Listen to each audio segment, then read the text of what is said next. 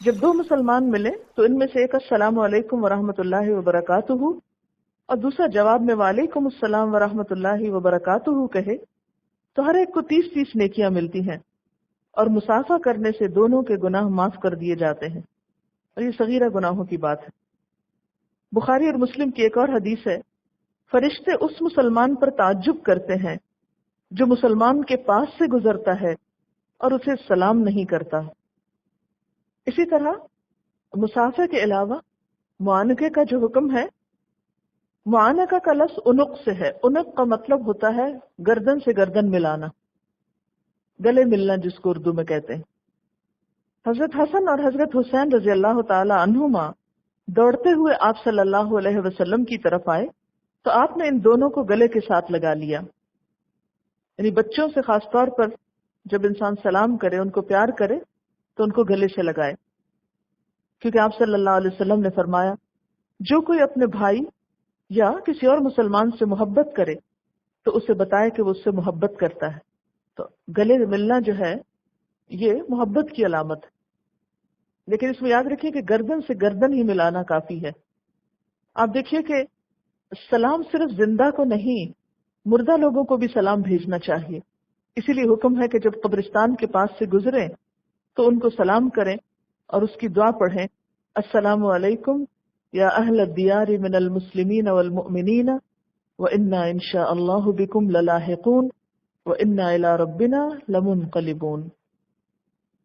پھر ایک بات یاد رکھیے کہ یہ سلام اللہ کی طرف سے حکم ہے اس کا، یعنی سلام کرنا کوئی معمولی بات نہیں ہے، اس کا حکم اللہ کی طرف سے ہے۔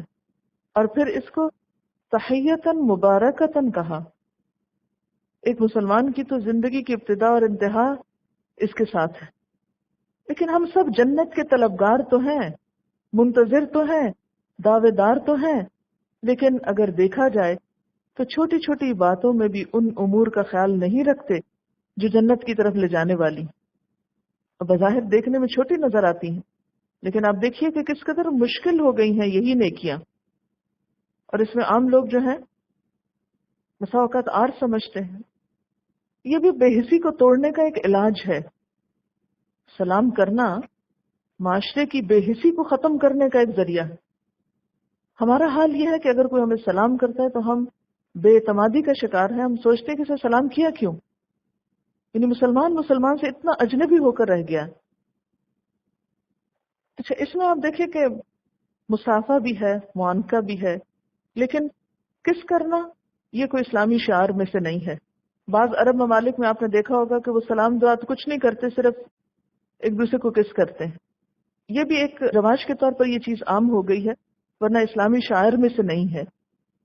اور اسی طرح عید کے موقع پر خاص طور پر یہ لازم سمجھا جاتا ہے۔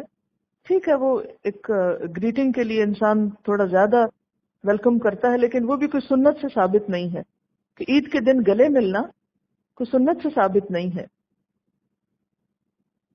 بسا اوقات ہمارے ہاں اسکولوں میں سلام بچوں کو چھڑا کر گڈ مارننگ اور گڈ ایوننگ کی تربیت دی جاتی ہے، اور جو بچہ ایسا نہ کہے اس کو باقاعدہ اسکولڈ کیا جاتا ہے۔ ان اللہ کان علی کل شیء حسیبا، بے شک اللہ ہر چیز کا حساب لینے والا ہے۔ کس بات کا حساب لے گا؟ کس کس نے عمل کیا، نمبر 1۔ نمبر 2، زندگی میں کتنی دفعہ سلام کیا، کتنا کیا، کس نیت کے ساتھ کیا، اس پر کتنا اجر اس کے لیے لکھا جائے، کیونکہ ایک دفعہ سلام کرنے پر اگر 10 نیکیاں ہیں، دوسری دفعہ السلام علیکم ورحمۃ اللہ تک کہا تو 20 ہوئی، اور اگر کسی موقع پر وبرکاتہ تک کہا تو 30 ہوئی۔ تو حسیبہ وہ حساب لگانے والا ہے کہ کس شخص نے اس عمل کے ذریعے کتنی نیکیاں کمائیں۔ لیکن آپ دیکھیں گے کہ آپ صرف اس ایک اسلامی شاعر پر عمل کرنا شروع کریں گے تو بھی لوگ آپ پہ ہنسنے لگیں گے، اس کو کیا ہوگا، فنیٹک ہو گئے۔ کر کے تو دیکھیں، یعنی اگر کوئی کسی کو ہے اور یہ کہہ رہا ہے تو اس پر تو کوئی ہنستا نہیں ہے، جبکہ ان لفظوں کا معنی کچھ نہیں۔ لیکن اگر کوئی کسی کو دعا کرے تو یہ ہنسنے کی بات ہو گئی۔ اچھا، بعض لوگ تو باقاعدہ مذاق سا اڑا کر السلام علیکم، یعنی وہ لہجے میں ہی ایک طنزیہ سا انداز ہوتا ہے یا ہوٹنگ کا انداز ہوتا ہے، تو یہ بات بھی درست نہیں ہے، کیونکہ السلام اللہ کا نام ہے، ادب ہی سے لینا چاہیے۔ آپ دیکھیں کہ حضور صلی اللہ علیہ وسلم نے جب یہ فرمایا کہ جس کو تم پہچانتے ہو جس کو نہیں پہچانتے، اور پھر یہ حکم کہ ہر ایک کو سلام کیا جائے، تو اس میں آپ دیکھیے کہ آپ کو اپنے سرونٹس تک کو سلام میں پہل کرنا ہوگی۔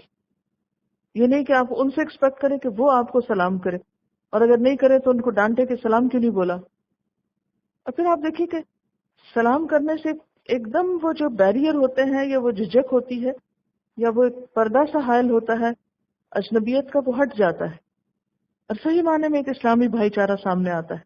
عام طور پر یہ سمجھا جاتا ہے کہ سلام جیسے گھر میں داخل ہونے کی بات ہے تو عموماً ہم اس وقت سلام کرتے ہیں جب ہمیں کوئی نظر آ رہا ہو۔